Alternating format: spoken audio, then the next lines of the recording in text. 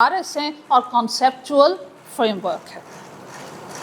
आइए क्या लिखा, ये टोटली थ्योरेटिकल चैप्टर हैं, कुछ चीज़ें हैं इसमें ज़्यादा एलेबोरेटली उससे डिस्कस करेंगे। उससे पहले what I have forward you open कीजिए, हम यहाँ से डिस्कस करते हैं। आपको चैप्टर को भी रीड आउट करने की ज़रूरत नहीं है। Conceptual framework on page number 1, hurry up. Page number भी मैं साथ में मेंशन किया करती हूँ। जी मिल गया सबको बेटे? देखो सबसे पहले मैंने क्या लिखा, बहुत सारे ऑब्जेक्टिव्स हैं आपके कॉन्सेप्चुअल फ्रेमवर्क्स के। अगर सबको मिल गए मैं स्टार्ट। ओके भाई, देखो मैंने कॉन्सेप्चुअल फ्रेमवर्क का मेन ऑब्जेक्टिव यहाँ सबसे पहले मेंशन किया। वैसे तो इसके बहुत सारे ऑब्जेक्टिव्स हैं, बहुत सारी हमें हेल्प्स मिलती हैं इससे। How to present the final account is the basic objective of conceptual framework. उसके लिए देखो मैंने यहाँ पे क्या लिखा हुआ है कि मेन पर्पस फाइनेंशियल रिपोर्टिंग का क्या है, is to provide useful information to all the stakeholder, specifically to external stakeholder. और एक्सटर्नल स्टेक होल्डर को फाइनेंशियल अकाउंटिंग से जो इन्फॉर्मेशन चाहिए उन्होंने उसका क्या करना होता है, उन्होंने डिसीजंस लेने होते हैं कि हम अपनी इन्वेस्टमेंट को यहाँ रहने दें या विड्रॉ कर लें, मजीद इन्वेस्टमेंट करें या इनके कंपेटिटर को ज्वाइन कर लें, ये डिसीजंस करने होते हैं। आगे बढ़ते हैं। While conceptual framework describes the objectives and concepts of financial reporting in more clear and meaningful वे। अब वो आपसे कॉन्सेप्चुअल फ्रेमवर्क का पर्पस पूछ सकता है। कीप इन माइंड इस चैप्टर से अगर कभी क्वेश्चन आएगा तो वो मैक्सिमम 4 या 5 मार्क्स का होता है, अदरवाइज कभी भी 2 मार्क्स से ज़्यादा का कोई MCQ इस चैप्टर से वो नहीं पूछता। पर्पस आपसे पूछा जा सकता है। पर्पस में क्या है, सबसे पहले तो ये हेल्प आउट करता है किसको, IASB को हेल्प आउट करता है। किस लिए? ताकि वो जब नए नए प्रॉब्लम्स आएँ उनको सॉल्व करने के लिए नए नए स्टैंडर्ड्स, नए नए IFRS इंट्रोड्यूस करवा सके। इसके अलावा असिस्ट करता है फाइनल अकाउंट को जो बनाते हैं, प्रिपेयर करते हैं। फाइनल अकाउंट कौन बनाता है? मैनेजमेंट, टॉप मैनेजमेंट बनाती है बेटे। तो जो टॉप मैनेजमेंट जिन्होंने फाइनल अकाउंट्स बनाने, उन्हें प्रिपेयरर्स कहते हैं। उनको क्या हेल्प आउट करता है कि जनाब जब आपने फाइनल अकाउंट बनाने हैं तो आपने अकाउंटिंग पॉलिसी में कंसिस्टेंसी को फॉलो करना है। कंसिस्टेंसी क्या होती है? क्विकली चीज़ों को चेंज नहीं करना, कंसिस्टेंट रहना। Once you have opted a specific accounting method और presentation style, you have to follow it in near future unless until आपको कोई ज़्यादा मेजर उसको चेंज करने की ज़रूरत पेश ना आ जाए।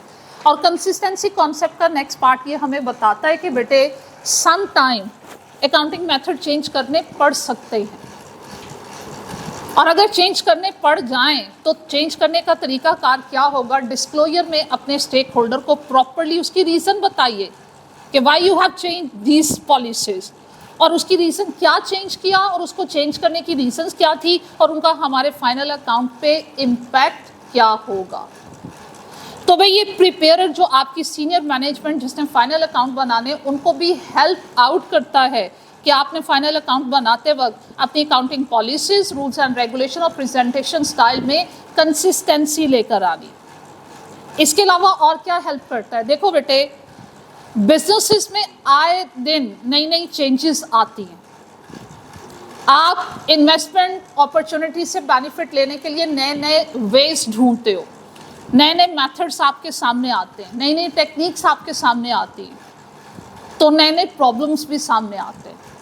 कॉन्सेप्चुअल फ्रेमवर्क आपको स्टैंडर्ड ढूंढ के देता है कि भाई आपका अगर ये प्रॉब्लम फेस कर रहे हो, ये एक यूनिक या स्पेसिफिक ट्रांजैक्शन सामने आ गई हुई है, इसको सॉल्व करने के लिए which standard you have to use. आपने स्टैंडर्ड कौन सा इसको रिजॉल्व करने के लिए यूज़ करना। तो मैनेजमेंट को इसमें हेल्प कहाँ से मिलेगी? From conceptual framework. और सम टाइम ऐसा होता है एक ट्रांजैक्शन को सॉल्व करने के लिए 2 स्टैंडर्ड सामने आ जाते हैं। एक स्टैंडर्ड सोल्यूशन A दे रहा होता है, एक स्टैंडर्ड आपको सोल्यूशन B दे रहा होता है। अब क्या करें? प्रॉब्लम आ गया, कॉन्सेप्चुअल फ्रेमवर्क आपको हेल्प आउट करेगा कि इस स्पेसिफिक सिचुएशन में प्रायोरिटी आपने किसको देनी है, किस स्टैंडर्ड को फॉलो करना है। तो इस तरह कॉन्सेप्चुअल फ्रेमवर्क आपके जो सीनियर मैनेजमेंट है उसको भी हेल्प आउट करता है। इसके अलावा जितने भी स्टेक होल्डर्स हैं, पॉइंट नंबर 3 में फाइनल अकाउंट की इंटरप्रिटेशन कैसे करेंगे, फाइनल अकाउंट से डाटा कैसे कैप्चर करेंगे और उसकी बेस पे डिसीजन कैसे लेंगे। कॉन्सेप्चुअल फ्रेमवर्क आपके तमाम स्टेक होल्डर को डिसीजन मेकिंग में हेल्प आउट करता है। आगे कोई इंपॉर्टेंट चीज़ जो एमसीक्यूज में और पेपर में उसने पूछी है और इस पे फोकस करता है, वो मैंने इंपॉर्टेंट पॉइंट्स पेज नंबर 2 पे मेंशन कर दिए। वो इंपॉर्टेंट पॉइंट्स क्या हैं? देखो, नॉर्मली लोग समझते हैं कि शायद conceptual framework is the compulsory part of the standard. शायद ये स्टैंडर्ड का कंपल्सरी पार्ट है, आईएफआरएस का कंपल्सरी पार्ट है। It is just like standard. और स्टैंडर्ड किसे कहते हैं? जिसको आप निगेट नहीं कर सकते, वॉयलेट नहीं कर सकते। लेकिन ऐसा नहीं है। कॉन्सेप्चुअल फ्रेमवर्क एक्सप्लेनेटरी नोट्स हैं अपनी अंडरस्टैंडिंग के अकॉर्डिंगली। ये सिर्फ प्रॉब्लम को रिजॉल्व करने में हेल्प देते हैं, ये स्टैंडर्ड का या आईएफआरएस का पार्ट नहीं है। और जैसे मैंने आपको बताया कि with the passage of time, जैसे जैसे सिनेरियोस चेंज होते हैं, मार्केट एनवायरनमेंट, फाइनेंशियल मार्केट में चेंजेस आती हैं, वैसे वैसे हमें स्टैंडर्ड्स और आईएफआरएस को समटाइम रिवाइज करना पड़ जाता है। तो स्टैंडर्ड अगर रिवाइज होता है, आईएफआरएस अगर रिवाइज होता है, इट डजंट मीन कि कॉन्सेप्चुअल फ्रेमवर्क भी रिवाइज होगा। कॉन्सेप्चुअल फ्रेमवर्क अगर रिवाइज हो रहा है तो इट डजंट मीन कि आपने स्टैंडर्ड्स या आईएफआरएस में भी अमेंडमेंट चेंजेस लेकर आओ।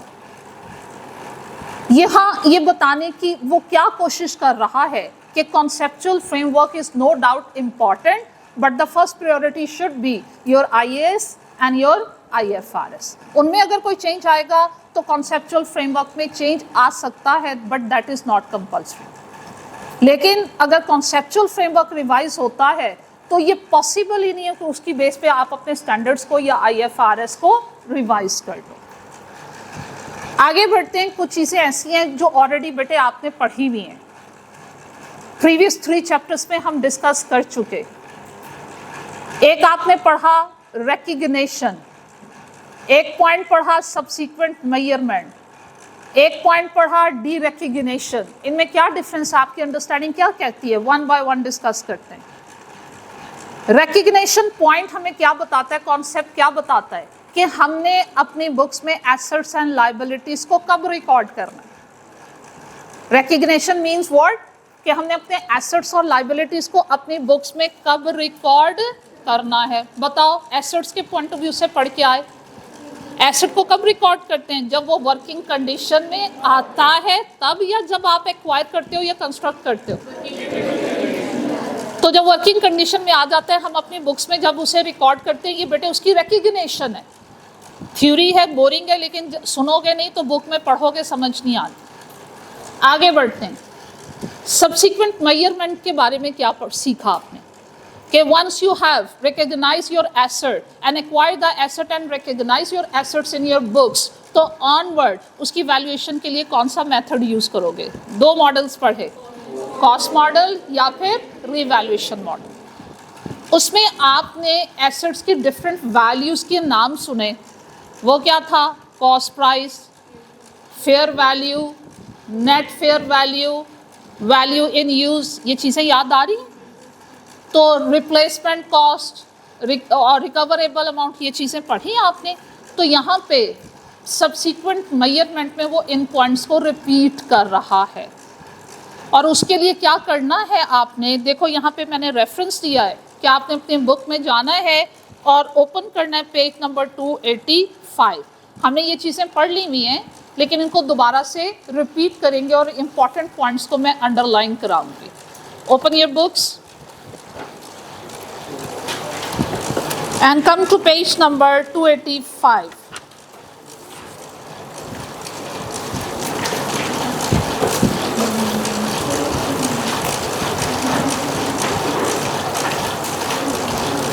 अच्छा बेटे, कल ग्रुप में मैंने एक और चीज़, प्रीवियस चैप्टर के एग्जाम्पल नंबर 24 की वर्किंग कैसे करनी है वो मैंने सोल्यूशन फॉरवर्ड किया था, वो देख लिया था सब बच्चों ने। आपने वही पैटर्न हमेशा ऑप्ट करना है, ठीक है जी। पेज नंबर 285, जो चीज़ें पढ़ ली हुई उन्हें डिस्कस पहले करते हैं, फिर यहाँ क्या लिखा हुआ है स्टैंडर्ड के अकॉर्डिंगली और कंसेप्चुअल फ्रेमवर्क के अकॉर्डिंगली उनको बाद में पढ़ते हैं। हिस्टोरिकल कॉस्ट क्या होती है, याद करवाओ ज़रा मुझे। पीपीई और आईपी, आपने इनकी हिस्टोरिकल कॉस्ट कहते हैं जिस कॉस्ट पे आपने एसेट को परचेज कर लिया हुआ है और उसे वर्किंग कंडीशन तक लाने के लिए जितने भी एक्सपेंसेस आपने बियर कर लिए हुए, जिनको नाम देते हैं आप कैपिटल एक्सपेंडिचर का। हमेशा मैंने बात की invoice purchase price plus capital expenditure add करो तो एसेट की कॉस्ट आती है, वो कॉस्ट जिस पे आप एसेट को एक्वायर कर चुके हो, इसलिए वो उस कॉस्ट को क्या नाम देता है, हिस्टोरिक कॉस्ट का नाम देता है। बताइए उसके कौन कौन से कंपोनेंट्स आपने पढ़े, repeat with me. Number 1 invoice purchase price, आगे बढ़िए। Non refundable taxes and duties, और आगे बढ़िए। डायरेक्टली एट्रीब्यूटेबल एक्सपेंसेस कौन से होते हैं, उसको वर्किंग कंडीशन में लाने तक के सारे एक्सपेंडिचर बिफोर यूजिंग, और इसके अलावा डॉक्यूमेंटेशन चार्जेस, लीगल चार्जेस, ये सब पढ़े बेटे। और आईपी में एक और पॉइंट पढ़ा था related with property tax. Property tax वैसे तो पर एनम होता है, लेकिन eight the time of purchase जो होता है वो कॉस्ट का पार्ट होगा, लेकिन उस जो पर एनम प्रॉपर्टी टैक्सेस होते हैं वो पर एनम खर्चा कभी भी कैपिटलाइज नहीं करते, वो कौन सा एक्सपेंस होता है, रेवेन्यू एक्सपेंडिचर। तो भाई अब यहाँ वो क्या लिखता है, अच्छा यहाँ लिखा क्या है ये पढ़ने से पहले मुझे एक बात बताओ, आपने आईटीए में एज पर स्टैंडर्ड एसेट और लायबिलिटीज की डेफिनेशंस पढ़ी हुई हैं। एसेट की डेफिनेशन मेरे साथ जरा रिकॉल करो। एक सबसे पहला पार्ट क्या है, economic resources of the business, इसको पार्ट्स में स्प्लिट किया करो। और उसके बाद क्या लिखता है वो, रिसोर्सेज एक्वायर्ड परचेज या कंट्रोल्ड, क्या वर्ड लिखता है, कंट्रोल्ड। परचेज का क्यों नहीं लिख सकते,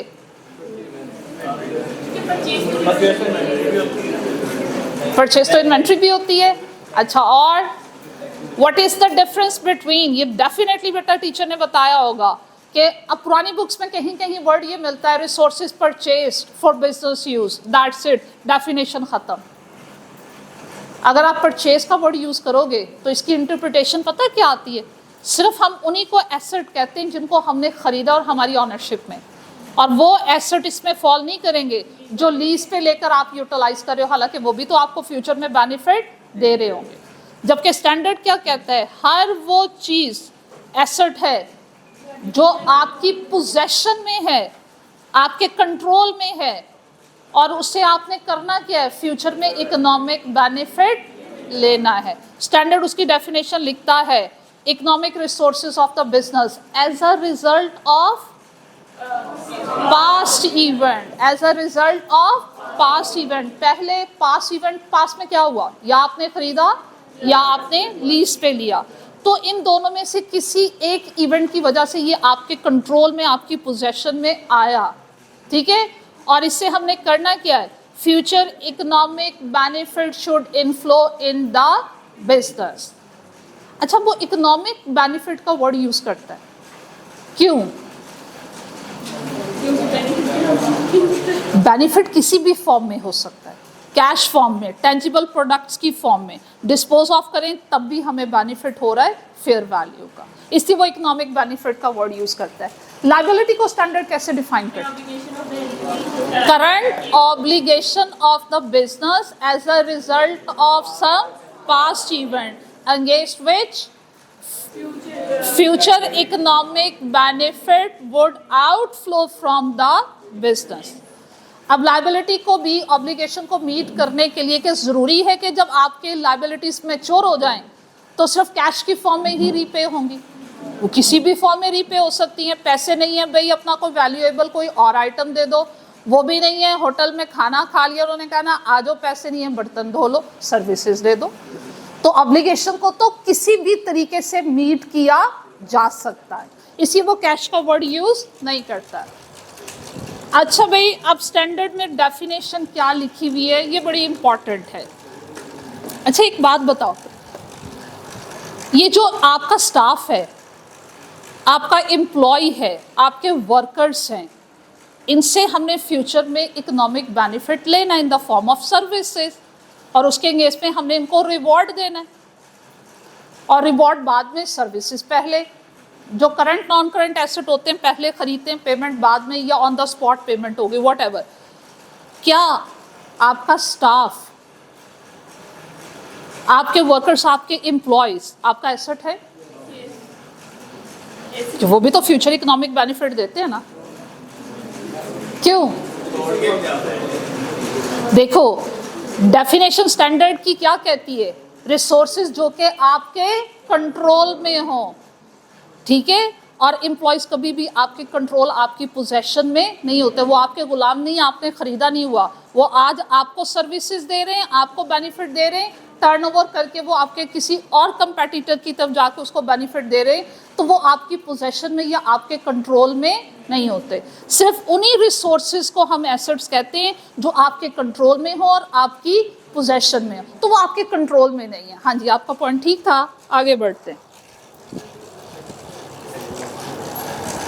historical cost of asset is equal to, standard क्या कहता है, कंसिडरेशन पेड टू एक्वायर और क्रिएट द एसेट। ये क्रिएट क्या होता है, एसेट हम परचेज भी करते हैं और खुद से कंस्ट्रक्ट भी तो करते हैं ना, और अगर आपने खुद कंस्ट्रक्ट किया तो वर्ड क्या यूज होगा, create. The asset plus transaction cost, plus transaction cost. Liability की हिस्टोरिक कॉस्ट क्या होगी, द कंसिडरेशन रिसीव, आपने जो कर्जा वर्जा लिया है, पैसे लिए हैं, सर्विसेज ले लिए हैं, पेमेंट नहीं की, वो हर चीज़ लाइबिलिटी है ना। तो कंसिडरेशन आपने रिसीव की है, टू इंकर और taken the liability minus transaction cost, उसने बोल्ड किया हुआ, हाईलाइट किया हुआ है, दिख रहा है ना, इटैलिक भी कर दिया और उसको बोल्ड भी कर दिया। तो याद रखिएगा, जब एसेट की हिस्टोरिक कॉस्ट फाइंड आउट करते हैं तो ट्रांजैक्शन कॉस्ट ऐड करते हैं, और जब लाइबिलिटी की हिस्टोरिक कॉस्ट फाइंड आउट करते हैं तो लाइबिलिटी लेने पे अगर आपका कोई खर्चा हुआ है, होते हैं लीगल एक्सपेंसेस, होते हैं डॉक्यूमेंटेशन एक्सपेंसेस, होते हैं लाइबिलिटी लेते वक्त भी, तो उन एक्सपेंसेस को क्या करना है, माइनस। लाइबिलिटीज में ट्रांजैक्शन कॉस्ट माइनस होती है और एसेट में प्लस होती है। अच्छा, इसकी करेक्ट एक और चीज़, ट्रांजैक्शन कॉस्ट दो तरह की होती है, एक परचेज कॉस्ट होती है और एक डिस्पोजल कॉस्ट होती है। कौन सी कॉस्ट लें, ये डिपेंड करता है आप कौन सी कॉस्ट कैलकुलेट करने जा रहे हैं। हिस्टोरिक कॉस्ट परचेजेस के अगेंस्ट होती है या सेल के अगेंस्ट होती है? हिस्टोरिक कॉस्ट परचेजेस के अगेंस्ट होती है। फिर से मैं रिपीट कर रही हूँ, अगर सुना नहीं है तो गौर से सुनिए। ट्रांजैक्शन कॉस्ट दो तरह की होती है, परचेज कॉस्ट भी होती है और डिस्पोजल कॉस्ट भी होती है।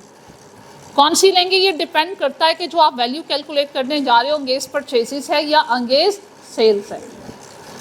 अंगेंस्ट अगर परचेजेस है तो transaction cost mean purchase cost, against sales हैं तो इसका मतलब है कि वो कौन सी होंगी, डिस्पोजल कॉस्ट। ठीक है, तो अब यहाँ पे अगर वो ट्रांजैक्शन कॉस्ट का जिक्र कर रहा है तो कौन सी कॉस्ट लेनी है आपने, परचेज कॉस्ट। करैक्टरिस्टिक्स में जाएं, उसमें सबसे इंपॉर्टेंट चीज़ यहाँ पे इसको अंडरलाइन कर लें, उसने एक वर्ड लिखा हुआ है एंट्री वैल्यू, लिखा हुआ है।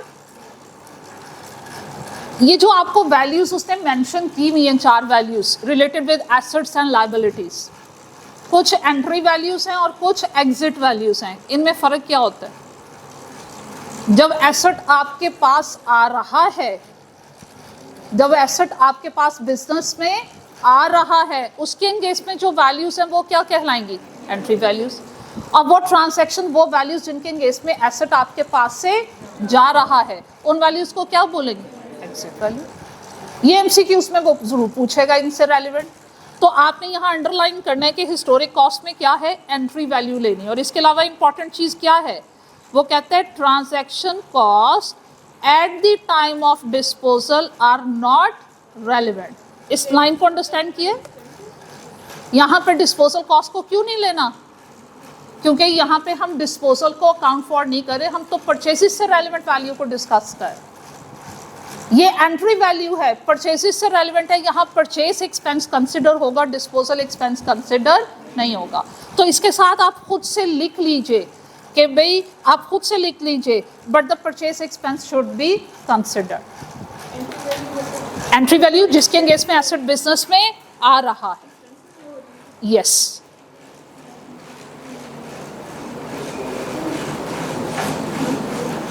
Is it clear? आगे बढ़े बेटे, आगे बढ़ते। फेयर वैल्यू क्या होती है जरा याद करवाइए। Keep in mind net fair value की बात नहीं हो रही। कौन सी वैल्यू? Fair value. ये क्या होती है? ये at the time of purchase होती है या at the time of sale होती है? At the time of sale. अब सुनो गौर से, fair value basically market price को कहते हैं। फेयर वैल्यू बेसिकली किसको कहते हैं? Market price. भाई उस मार्केट प्राइस पे अगर हम एसेट बेच रहे हैं तो दूसरी पार्टी क्या कर रही है? परचेज कर रही है। फेयर वैल्यू उसके लिए परचेज प्राइस और हमारे लिए क्या है? Sale price. लेकिन अब तक जितना आपने अकाउंटिंग पढ़ ली हुई है, हम फेयर वैल्यू जब भी लेते हैं with respect to asset sold लेते हैं। तो फिर फेयर वैल्यू एंट्री वैल्यू हुई है, एग्जिट वैल्यू हुई? हमारे लिए एग्जिट वैल्यू, उनके लिए एंट्री वैल्यू। अच्छा अब आगे बढ़ते हैं। इसमें ट्रांजैक्शन कॉस्ट अगर अकाउंट फॉर करने के लिए कहे तो कौन सी ट्रांजैक्शन कॉस्ट लेनी चाहिए? डिस्पोजल या परचेज? अगर वो आपसे कहे कि नेट फेयर वैल्यू तो डिस्पोजल कॉस्ट लेनी चाहिए। अगर नेट फेयर वैल्यू का वर्ड उसने यूज नहीं किया, सिंपल फेयर वैल्यू का वर्ड यूज किया, तो कोई भी ट्रांजैक्शन कॉस्ट नहीं लेनी। ये बात अंडरस्टैंड किए। नेट फेयर वैल्यू का अगर जिक्र करें तो आपने डिस्पोजल कॉस्ट को मार्केट प्राइस में से माइनस करना है। और अगर उसने और परचेज कॉस्ट तो लेनी ही नहीं है, किसी भी सूरत नहीं लेनी, क्योंकि हम एग्जिट वैल्यू की बात करें कि इस प्राइस पे बेचेंगे। तो जब बेचने की बात आती है तो परचेज एक्सपेंसेस वैसे ही एक्सक्लूड हो जाते हैं।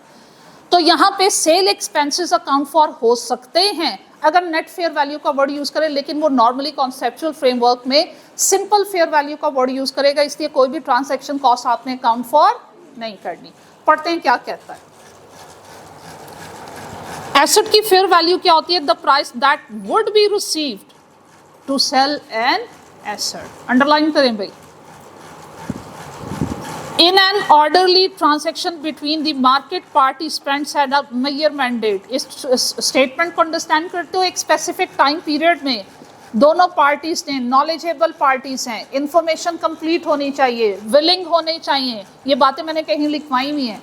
जब सेल एंड परचेज की ट्रांजैक्शन होती है वो दो पार्टीज के दरमियान होती है, और हम हमेशा सपोज करते हैं दोनों के पास कंप्लीट इंफॉर्मेशन है मार्केट की, और उस एसेट से रेलेवेंट कंप्लीट इंफॉर्मेशन है बायर के पास भी और सेलर के पास भी। उन पार्टीज को कहते हैं नॉलेजेबल पार्टीज। और विलिंग होनी चाहिए, मतलब उनको किसी ने मजबूर ना किया और डंडा पकड़ के या कनपट्टी पे बंदूक रखी हुई है खरीदो या बेचो, ऐसा नहीं है। वो खुद से विलिंग हो कि हम आपस में ट्रांजैक्शन करेंगे, एक पार्टी बेचेगी और दूसरी पार्टी खरीदेगी। कब? फ्यूचर में एक स्पेसिफिक डेट पे। इसीलिए उसने स्टेटमेंट क्या यूज की है बेटे? To sell an asset in an orderly transaction between market participants at the measurement date. Liability क्या होती है? The price that would be paid at the time of maturity. ये maturity क्या होता है? जब कर्जा वापस करने का टाइम आता है। तो मैंने कितना कर्जा वापस करना है? भाई एक तो प्रिंसिपल अमाउंट जो आपने बोरो की वो वापस करनी है, और उसके अलावा इंटरेस्ट। अगर कर्जा लेट हो जाता है, आपको पता है समटाइम पेनाल्टी भी होती है, लेट पेमेंट के चार्जेस भी होते हैं। सब कुछ इंक्लूड करके आपने कर्जा मैच्योरिटी के टाइम में जितना वापस करना है, जितनी अमाउंट वापस करनी है लायबिलिटी के एंगेज में, वो लायबिलिटी की क्या है? Fair value. अब जरा गौर कीजिएगा, उसने कहीं ट्रांजैक्शन कॉस्ट का यहाँ वर्ड यूज ही नहीं करा। हिस्टोरिक कॉस्ट में तो उसने कहा था ट्रांजैक्शन कॉस्ट को अकाउंट फॉर करो, यहाँ कहा है? नहीं कहा ना। क्यों नहीं कहा? सिंपल फेयर वैल्यू, उसने नेट फेयर वैल्यू का वर्ड यूज नहीं किया। आगे बढ़ते हैं जी। उसके कैरेक्टरिस्टिक्स में कहता है derived using information updated to reflect the conditions at the measurement date, leave that. Exit value को अंडरलाइन करें। एक तो ये इंपॉर्टेंट पॉइंट। दूसरा, transaction cost are not relevant on acquisition and as well as on disposal. हाँ जी, सबको clear? आगे बढ़े। ये वैल्यू इन यूज क्या होती है, पहले क्या पढ़ा वो मुझे जरा रिकॉल करवाइए। ये वैल्यू इन यूज किस में फाइंड आउट की थी, कौन से स्टैंडर्ड में? इम्पेयरमेंट लॉस में। ये फिर वहाँ वैल्यू इन यूज के बारे में मैंने क्या बताया था? Present value of future net cash flows, ऐसे ही। और डिस्काउंट करना है कॉस्ट ऑफ कैपिटल, और कॉस्ट ऑफ कैपिटल कौन सा लेना है? Pre tax. ठीक है, तो अब यहाँ पे उसको उसने दोबारा से यहाँ पे एलैबोरेट कर दिया हुआ। अच्छा, यहाँ इंपॉर्टेंट चीज़ क्या है, इसको भी ज़रा अंडरलाइन कर लो, इन सर्कल कर लो कि वैल्यू इन यूज़ को इसके अलावा वो इस चैप्टर में क्या नाम दे रहे हैं? Fulfilment values. ये एमसीक्यूज़ के अलावा चैप्टर नहीं आएगा, इसलिए ये छोटी छोटी चीज़ें इंपॉर्टेंट है। फुलफिलमेंट वैल्यू क्या कहता है? वही जो हमने पहले पढ़ा हुआ इम्पेयरमेंट लॉस में। Present value of the cash flows or the other economic benefits that an entity expect to derive from the use of an asset from its ultimate disposal। जब तक आपने एसेट को डिस्पोज ऑफ नहीं करना, उससे पहले future में जितना आपको कैश फ्लो का बेनिफिट मिल सकता है, उसकी प्रेजेंट वैल्यू को क्या बोलते हैं? Value in use. लायबिलिटी के पॉइंट ऑफ व्यू से भी बेटा यही बात है कि प्रेजेंट वैल्यू लेनी है किसकी? कैश की या अदर इकोनॉमिक रिसोर्स की। ये अदर इकोनॉमिक रिसोर्स का वर्ड क्यों यूज़ किया? As I have told you कि लायबिलिटी को पे ऑफ करने के लिए आप कैश भी दे सकते हो, अपना कोई वैल्यूएबल आइटम या सर्विसेज भी रेंडर की जा सकती हैं। तो आपने फ्यूचर में अपनी लायबिलिटी को पूरा करने के लिए जो भी कैश या इकोनॉमिक बेनिफिट देना है इन फ्यूचर, उसकी प्रेजेंट वैल्यू को क्या कहते हैं? Value in use of liability. अच्छा भाई, अब इसमें एक और चीज़ है, मुझे याद कराइए, हमने उस चैप्टर में ना वैल्यू इन यूज कैलकुलेट की थी, स्क्रैप वैल्यू अकाउंट फॉर हुई थी। यस, क्योंकि स्क्रैप वैल्यू के केस में कैश का क्या होता है? इनफ्लो, और वो कौन से ईयर में लेते हैं? Last year. अच्छा, ये एग्जिट वैल्यू है या एंट्री वैल्यू है? उसके लिए डिसाइड करो वैल्यू इन यूज हम कैलकुलेट कब करते थे? जब इम्पेयरमेंट रिव्यू करते थे कि हमने बुक में जो अपने एसेट की कैरिंग अमाउंट लिखी हुई है, कैरिंग अमाउंट किसे कहते हैं? हमारी बुक्स कह रही है ये एसेट इतनी अमाउंट के इक्विवेलेंट हमें फ्यूचर में बेनिफिट देगा। कैरिंग अमाउंट क्या है? हमारी बुक्स कह रही हैं कि ये स्पेसिफिक एसेट फ्यूचर में इतनी अमाउंट का बेनिफिट देगा। हम कहते हैं इतना बेनिफिट देगा भी कि नहीं देगा, तो कंपैरिजन करके देख लो कि फ्यूचर में यूज करें या बेच दें, तो आज ही के दिन में उसकी वैल्यू क्या होगी। उसका कंपैरिजन किसके साथ होता है? नेट फेयर वैल्यू के साथ। तो इसलिए ये भी आपकी कौन सी वैल्यू हुई? Exit value. अब यहाँ पे एक चीज है, एग्जिट वैल्यू के साथ कहता है transaction cost on acquisition are not relevant, क्योंकि ये एग्जिट वैल्यू इसलिए परचेज कॉस्ट हमने अकाउंट फॉर नहीं करनी। हाउएवर, जो आपके डिस्पोजल एक्सपेंसेस होंगे, क्योंकि फ्यूचर में उनके केस में कैश का आउटफ्लो होगा और वो इस एसेट से रिलेट कर रहा होगा, इसलिए वो आपके लिए रेलिवेंट है। However, the present value of transaction cost on ultimate disposal and transfer are included in your calculation। इसके साथ वो स्क्रैप वैल्यू का लिखना भूल गया, वो भी लिख लें। डिस्पोजल कॉस्ट भी आपके लिए रेलिवेंट है, और इसके अलावा और क्या चीज़ रेलिवेंट है? Present value of future residual value.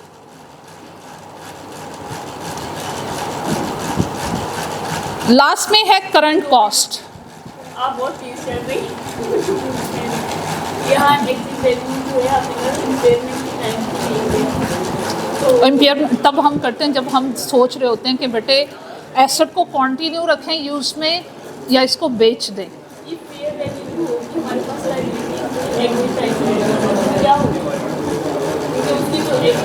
कि एग्जिट के टाइम में जब मैंने लायबिलिटी को फुलफिल करना है, तभी लायबिलिटी खत्म हो जाएगी ना, एग्जिट हो जाएगी। इम्पेयरमेंट तो नहीं होती, लेकिन उसको ये तो मुझे पता होना चाहिए कि लायबिलिटी को मेच्योरिटी में जाके मैंने पे जो करनी है टोटल अमाउंट, आज उसकी वर्थ क्या है, तो लायबिलिटी तब खत्म हो जाएगी ना। किसमें? वाला पॉइंट यहाँ सिर्फ डिस्काउंटेड वैल्यू है, वहाँ टोटल